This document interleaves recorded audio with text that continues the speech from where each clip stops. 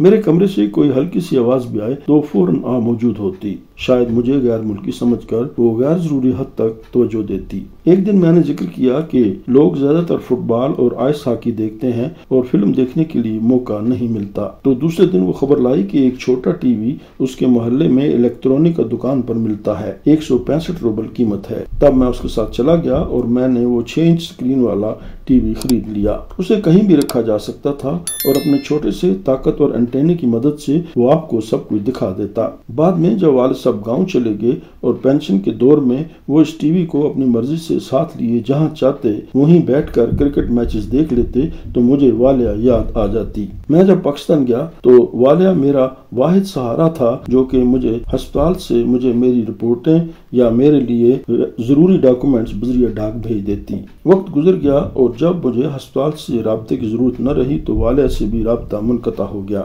انیسہ ایک نوجوان تاتار مسلمان لڑکی تھی لیکن اپنے کام میں غیر ذمہ دار۔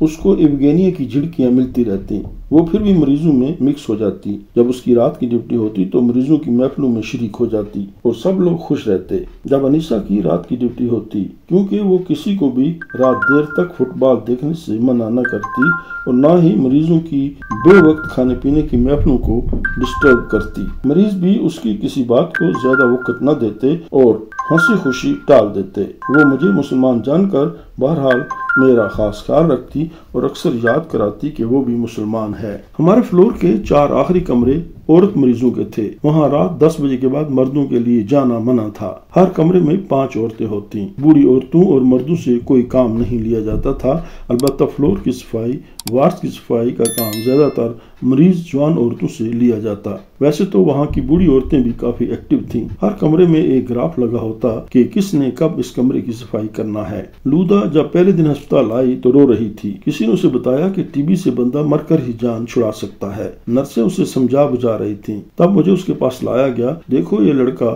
ہزاروں کلومیٹر دور سے آیا ہے، اجنبی ملک میں اکیلا، نہ زبان سمجھتا ہے اور نہ ہی ہمارے ملک کو جانتا ہے، لیکن پھر بھی صحت مندی کی امید پر خوش باش علاج کرا رہا ہے۔ میری مثال سے لودا کو حالات سمجھنے میں مدد ملی۔ تب اس نے ایک دن مجھے بتایا کہ اس کے خاوند نے اسے بہت زیادہ ڈرا دیا تھا۔ لینا ایک خوبصورت جوان عورت تھی۔ اس کی خاصیت یہ تھی کہ اس کا خاوند ہر ہفتے اس کے لیے وائن یا شیمپین لاتا اور وہ رسی لٹکا دیتی۔ بوتل لیتے ہی وہ آ کر میرے کمرے میں چھپا دیتی اور پھر رات کو لے جاتی۔ وہ ذرا پیسے والی لگتی تھی، اکثر اپنے کمرے میں مریضوں کی محفلیں منعقد کرتی۔ مرینا بھی جوان اور ایکٹیو عورت تھی، رات کی محفلوں کا بندوبست کرنے میں ماہر۔ جو ہی شام کو ڈاکٹر چلے جاتے وہ ایکٹیو ہو جاتی، لوگوں سے ان کے گھروں سے آئی ہوئی چیزیں اکٹھی کرنا، کسی بھی محفل کے لیے چندہ اکٹھا کرنا، شراب منگوانا اور اس کو چھپا کر رکھنا، ہیٹر اور برتنوں کو چھپا کر رکھنا، نئے آنے والے مریض یا مریضہ کو اپنی محفل میں شامل کرنا، کوئی فیسٹیول آ رہا ہو تو اس کا بندوبست کرنا، یہ سب منع تھا، لیکن مرینا کا کام تھا کہ ہر چیز کو بیلنس کر کے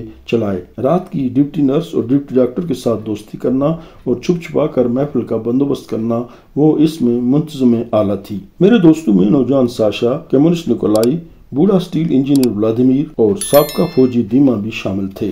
ان کا ذکر میں اس سے قبل قدرے کر چکا ہوں، تاہم کچھ ان کا ذکر آگے آئے گا، کیونکہ ہم چاروں کا گروپ تھا اور ہم اپنے فلور کی اندرونی سیاست میں اکٹھے ہی رہتے تھے۔ مثلا میں اور ساشا اپنے فلور میں لگے ہوئے پھولوں کو پانی دیتے، ولودیا میرے ساتھ بیٹھ کر اسٹیل ملز کی باتیں کرتا رہتا، دیما فوج میں 2 سال لگا آیا تھا، وہ مشرقی جرمنی اور سائبیریا کی باتیں سناتا رہتا۔ رہ گیا نکولائی، تو نکولائی میرے ساتھ سیاست کے علاوہ یہ بھی شکایت کرتا کہ فلاں نرس یا فلاں مریض ڈسپلن کا مظاہرہ نہیں کر رہے، فلاں ڈاکٹر کو سیدھا کرنے کی ضرورت ہے، اور یہ کہ پاکستان میں اسٹیل ملز بننے سے ورکنگ کلاس کے شعور میں کیا تبدیلی آئے گی۔